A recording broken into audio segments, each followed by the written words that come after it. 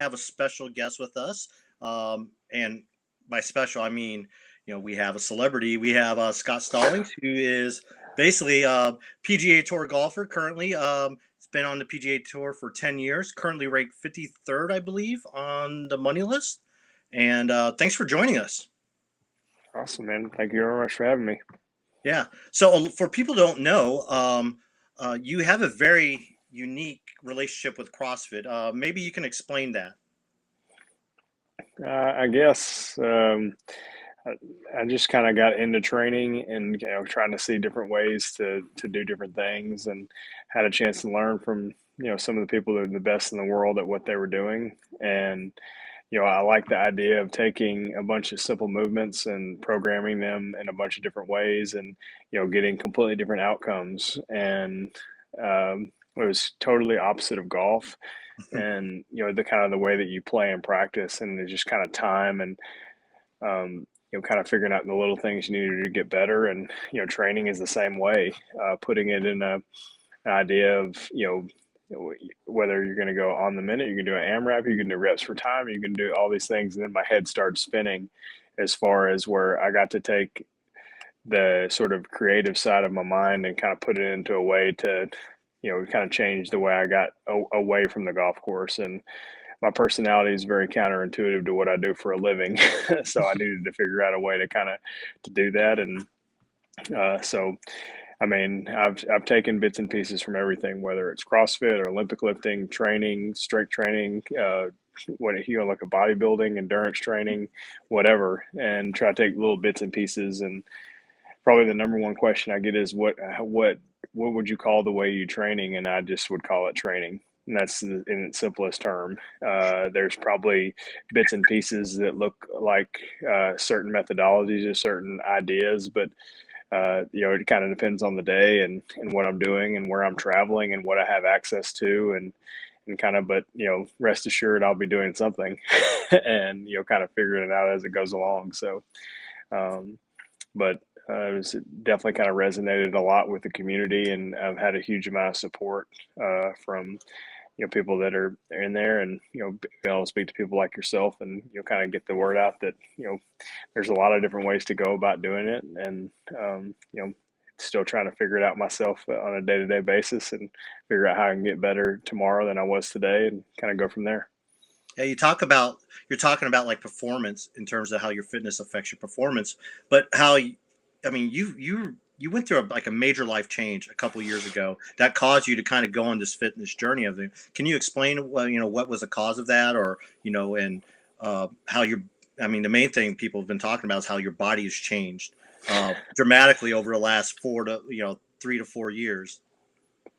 Yeah, I mean, like anyone that goes through a major life change, you kind of look, and at some point I'd run out of excuses. I mean, it was everyone else's fault. It was, you know, I, I was a victim of circumstance. I was this, I was that. And truly, like everyone tries to find out, I was no one's fault other than my own.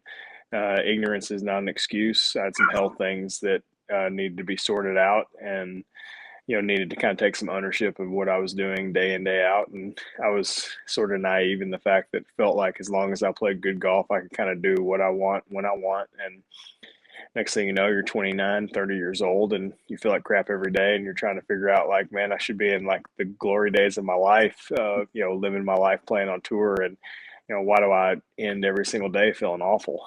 And I had some great people come around me.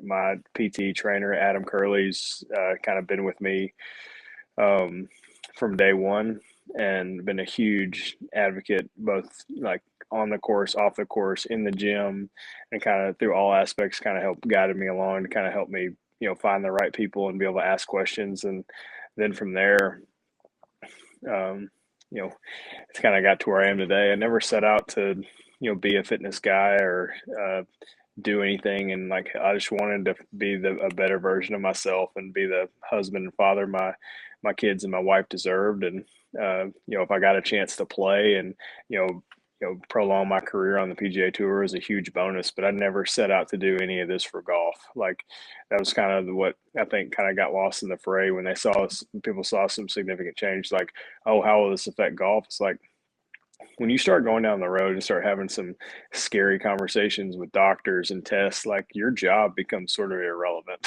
And it was about my life and longevity and being with my family and this and that. So, now that things are kind of leveled out, I definitely feel like more or less I kind of got a second chance to go and do what I love to do and play with the best players in the world on the best tour in the world. And uh, so that was a long answer to a short question, but kind of gives you kind of a snapshot of where I am today.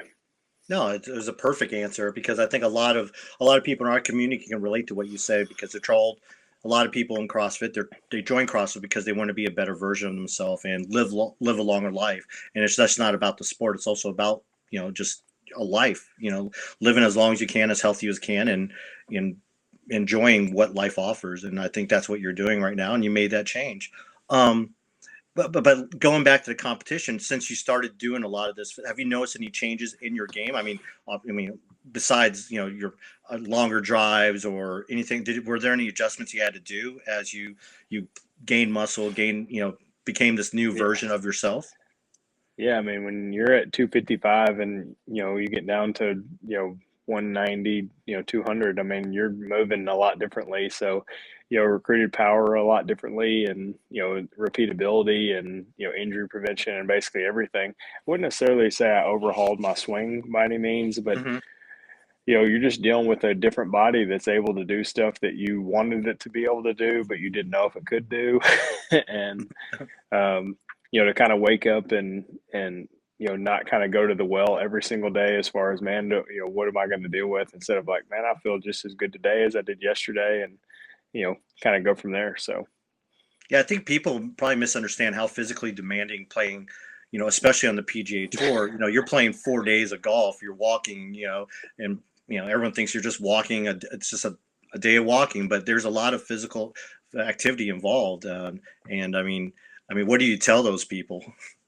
well, especially when people ask that question, Chris Henshaw gave me one of the biggest compliments of my life. He called me an endurance athlete. I did one of his podcasts, and Mhm. he asked like how many miles he thinks I walk a week, or how many hours a day I stand on my feet.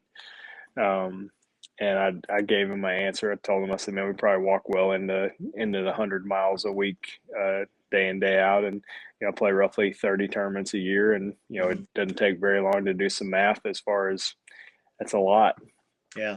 So, I mean, the easiest part of our job is also the hardest part of our job, because it's the actual tournament itself. But, kind of once you get to that, it's the golf course and your game plan and, your ability to execute shots under pressure. And, so it's kind of cut and dry. It's pretty easy to understand what you have to do to do, and just how well can you execute it. But it's all the prep and the travel and all the stuff that kind of leads up to it that people don't see.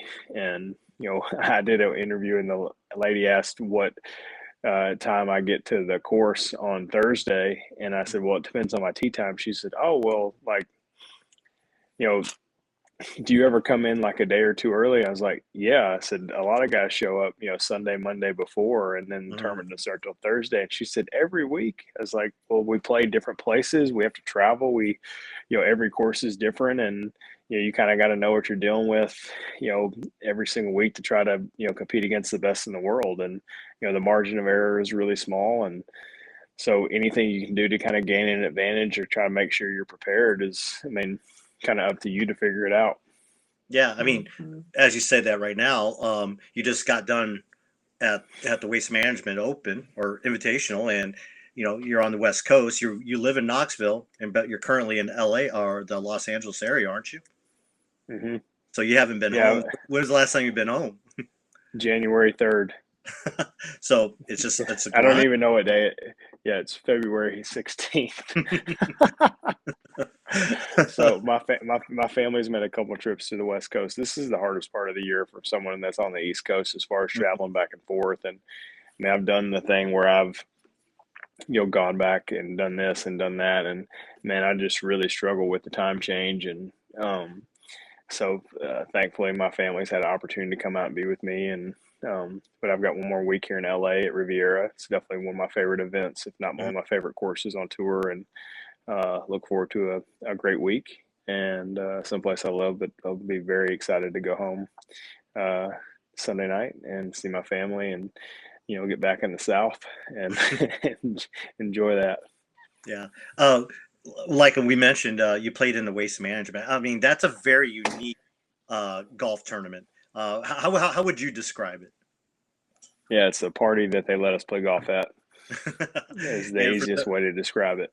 yeah. And how do you, I mean, for a golfer who's used to playing in, quiet, controlled settings to play in that environment, I mean, how do you shut that down or how do you concentrate? I mean, you played very well. You finished, I believe, 21st. But Hmm. I mean, how do you, how do you move on from like where you regularly play golf to something, an event like that? Yeah, I mean, you kind of take it as it comes. You have the understanding that anything can happen, and it probably will happen. um, so you kind of deal with it, and but also too, like you don't have to play. Like Yeah. you can take the week off, and you sign up. Like you kind of deal with everything that comes with it, and kind of go from there. So um, it's a very unique atmosphere to say the least, and a one-off. I'm happy every week's not like that, but I think every now and then it's nice to show a little levity in golf, and you see things that you truly will never see anywhere else, um, and so I embrace it and enjoy it. I spent a lot of time in my life in Scottsdale. My family lived there for almost a little bit over 7 years, kind of half and half between there and Tennessee. So we have a lot of friends and people that live there and that we had relationships with the whole time while we were there, and we watched our kids grow up and be there. So it's always a cool spot to go back to. But you step on that first tee, and this is anything can happen today. You mentioned home being Tennessee, and it's actually Knoxville. But I'm a person that worked in Ohio Valley Conference. You actually went to school at Ohio Valley Conference School. For those people who don't know, Hmm. Tennessee Tech University. But Tennessee Tech University is located in Cookeville, and a lot of people listening to this will recognize what Cookeville is. Did you, when you were at Tennessee Tech, when you were playing golf there, did you know of CrossFit? Did you know of who Rich Froning was, or obviously Chris Henshaw lives there now? I mean, did you understand what was going on at the time because it was relatively early, like 2007, 2006? Yeah. Yeah, not to the extent that I do now. Rich and I actually didn't know each other when we were at school. We met after. Um, and he was one of the first. We had so many mutual friends Yeah. that when I first started making some of the transitions, I had a guy reach out and just shoot a text together. And Rich was very welcoming to let me come and learn and ask questions and do all the stuff that we needed to do to try to get me to where I am. And kind of from then, helped me kind of understand, what the idea of certain ways to train and different things to do, and man, kind of opened the door a lot for me in the world of this style of training, and just a kind of a new world for me. And I give the joke, we were in San Diego a few weeks ago, and Josh Bridges came out and watched me play, and some of his buddies, and everyone asked how we met. And I was standing in Rich's kitchen changing completely in my underwear, and Josh just sat there at a kitchen table and just watched and continued to eat his whatever he was eating, his lunch at the time, and we've been friends ever since. I So, mean, uh, sounds about right. That sounds about like par yeah, for the course for Josh, and yeah. yeah. But I just think like you kind of go into it. I understand that I'm very lucky in the fact of who I got a chance to spend time with and learn from, and I'm very appreciative for the time and the things that they've shown and given me an opportunity to learn from. So I definitely don't take it for granted, and hopefully I've learned from it and made situations better and made myself better, and hopefully try to be a sort of, I don't know, whatever, an example for people not to make the same mistakes that I did. And not, you only get one life, you get one body, and you need to be a good steward of it, and try to, if you take care of it, it is truly amazing what it is capable of. And so I was very appreciative for the time and that those guys gave me. You talk about how you learned so much from them. Have they learned anything from you? Like, basically, the question is, who's the best CrossFit athlete that's a golfer slash CrossFit athlete, and who's the worst? Rich is definitely the worst by far. It's Wow, you not heard not it here. not Rich Froning. yeah, Rich Froning's yeah, not good at something. yeah. He just gets super mad. But Josh is pretty good. But I spent some time with the training think tank guys. They came to my house a few months ago. Max and Brendan are definitely the best people I've played with in terms of like, I mean, you can tell they know how to play.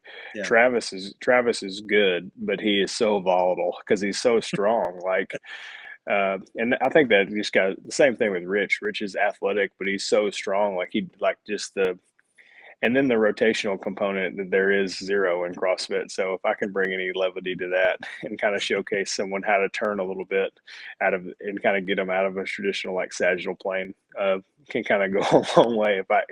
If I can say I don't know if they've ever learned anything from me in regards to training, but maybe a way to kind of turn a little bit better behind it on their backswing. So but I've had a chance to play golf with a lot of people in the sport. I've never played with Dan. I've watched him swing one time, Hmm. uh, which was unique. um, but obviously he's super athletic, and we did some rotational stuff, and he adapted to it really well. But I think it's just anything. I mean, it's a very unique sport, and kind of it takes a lot of repetition and a lot of patience, and if you've never really spent much time doing it, it can be very difficult. So, but I was impressed. Brennan and Max from Train Think Tank, shout out. Like, we had a great time with those guys, and they very much impressed me the way they played. But they beat me and Travis in a workout by a couple burpees, and then Wow. we got on the golf course and got even quick. Yeah. So you're up So one. So it's tied 1-1. it's tied 1-1. They beat us by a couple burpees, and then we got on the golf course, and Travis and I like took care of them handedly. Oh, okay. Gotcha. Well, I'm sure that I mean, they'll look at it as a tie. So there's got to be something that's tiebreaker. Maybe is there something you can combine both of those two elements? Golf and maybe a CrossFit workout. I don't know. I'm sure if anyone could figure it out, it'd be Max. Um, For sure. yeah, you talked about working with Henshaw. Do you still keep in touch with Henshaw? I mean, how often do you talk to him? Randomly, just throughout like Instagram and different things like that. If I have a random question here and there, I'll probably throw it out. But for the most part, man, he's obviously got the guys that he works with, so I don't Yeah. want to be a nuisance to different things like that. But adapted a lot of some of the endurance style training that he does, and kind of a little bit of the methodology and the some of the stuff I do, especially when I'm on the road, Hmm. and kind of pig out. But I mean, he's been a great resource. But I actually stalked him at a Whole Foods in Knoxville. I was there, and I knew we had a bunch of mutual friends, and I just heard him ask one of the attendants for something, and I recognized his voice because I just listened to a podcast he was on, and I just followed him around the Whole Foods, and I said, "Man, I don't mean to be super," I said, "but this is who I am. We've got a bunch of mutual friends. I would love to have opportunity to pick your brain." And so I drove up to Cokeville. I spent about 3 hours with him at a Starbucks, and asked him many questions. Then we went over to Mayhem and did a bunch of weird workouts. And so it was cool to learn from someone that trains completely different than I do, and a chance to learn from people like him. Yeah, I think some people. I mean, he's quite the mad scientist when it comes to stuff like that. When it comes to aerobic capacity, so I'm sure he put you through a lot of stuff. Very much so. A lot of like thunder and lightning, a lot of fast and slow, and Hmm. which is very similar to what we do with golf. You make like a full out swing, and then you kind of ride the wave for a little bit, and then you got to do it again. So I mean, he built a bunch of training ideas around that, and it was super cool to learn from, and some of the stuff that we put into practice even till today. Some of our viewers might know you as someone who they see on the NOBULL Instagram, and obviously NOBULL's kind of they've started a campaign around you. They're a CrossFit brand that's kind of branched out. I mean, they've signed you, they've signed Olympic swimmers, they have Matt Jones. I mean, talk about that relationship. Where did it start? How did that come about? Whether he would claim responsibility for it or not, but Matt O'Keefe was a big proponent of that. I'd been in talks with them for probably a year or so, as far as just doing like a kind of off course thing, and we were playing the Boston playoff event at Deutsche Bank, and O'Keefe set up an opportunity to kind of basically spend the day with the NOBULL guys, with Todd and some of the guys on the team, and played Mhm. golf and had dinner, and had a chance to do a couple workouts. And then it just kind of progressed from there. It's like, man, I think we're going to do a golf shoe, and then we're going to do a whole brand, and then we're going to do on course. And it's like, man, we're going from like 0 to 100 quick. And I mean, you've seen their progression in, Hmm. the sport of CrossFit and just kind of sports in general. And I mean, kind of taking the world by storm a little bit as far as to, kind of pushing their way into a lot of different things. And it's definitely an honor to, be given the opportunity to be the first one in a sport, to kind of put their name with me, and to be able to bring the NOBULL brand into the world of professional golf. And man, it's not something I take lightly, and Hmm. an opportunity I cherish and look forward to, and kind of building the brand. And from what I think has some incredible opportunities, in a sport that's just ready for something to kind of push the envelope a little bit. And NOBULL's the perfect brand to be able to do that. Well, CrossFit has maybe probably their resident golfer in Bailey Rowell. Have you had a chance to play with her yet, or? No, we have a running joke with O'Keefe. He Mhm. came out and caddied for me, and he's kind of helping some of the liaison with the tour and golf and myself, and with NOBULL brand as well. So just some cool things coming down the pike that I'm sure you guys will see soon. But Mhm. Bailey and I have a running joke with O'Keefe about he doesn't drive it particularly well. So he likes to hit layup a lot. So we like to give him a hard time. So, but I have not had a chance to play with her, but that's definitely on the list. We're definitely team captains in the NOBULL golf, if we ever have if we ever have a tournament. Yeah. Um, I mean, you're kind of right at the beginning of the tour right now, and I mean, I guess what the Masters starts in April. The PGA. I mean, how? I mean, at some point you mentioned something about taking a little bit of time off. I mean, is it? Do you take something like? How long do you take off before the actual heart of the tour season starts? When you have So all the major. I'll play 8 of the first 9, and then I'll take a couple weeks off, and then I have another big stretch, and then a couple weeks off. So it kind of depends on the year and a little bit of my schedule as far Mhm. as if you're in the majors, if you're not, you kind of play your way in, and vice versa. But I mean, there's definitely ebb and flow, but also understanding your body and some travel, and kind of what I have 2 young kids and kind of what they're doing, and Yeah. I want to be as attentive as a father as I could possibly be, and be there with my wife, and as much of my family as I can be a part of. And so it's definitely a juggling act sometimes. Not always the best as I should be, but it's not due to a lack of effort. So, um, but I'm thankful to have a very patient wife and a very supportive crew at home, and they kind of help me to push me to be the best player I can be on and off the course, and to kind of go from there.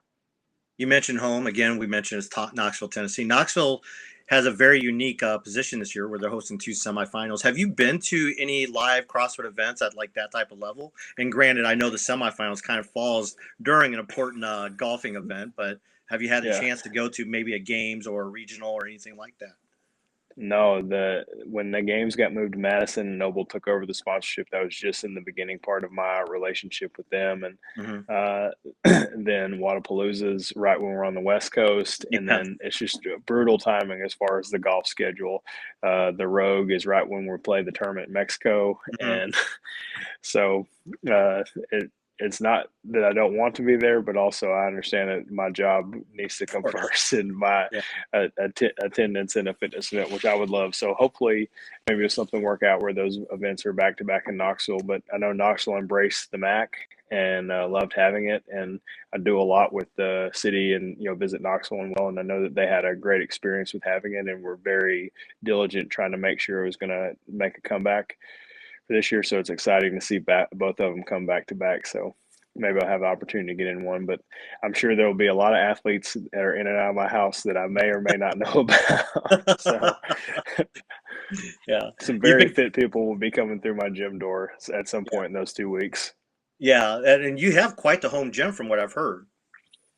Yes, I do. I'm very proud of it. And Rich helped me do it, and the people at Rogue were very kind. They kind of helped me put it all together, and utilize some space, and kind of put together something where friends, family, whatever. We didn't really have to do anything. People can kind of come together, train, Hmm. and kind of have a space of their own where no one really bother them. And there's a bunch of guys come in, put their phone down, and get after it, and get out of there. Yeah. If you could have, I guess, a dream foursome, So you and three other CrossFit athletes who would be in that foursome with you. I've never met Dave Castro, and obviously everything that's taken place with him, I thought would be incredibly interesting. I've talked to him on the phone a couple times, but I just think I don't even know if he plays, but just a chance to spend some time.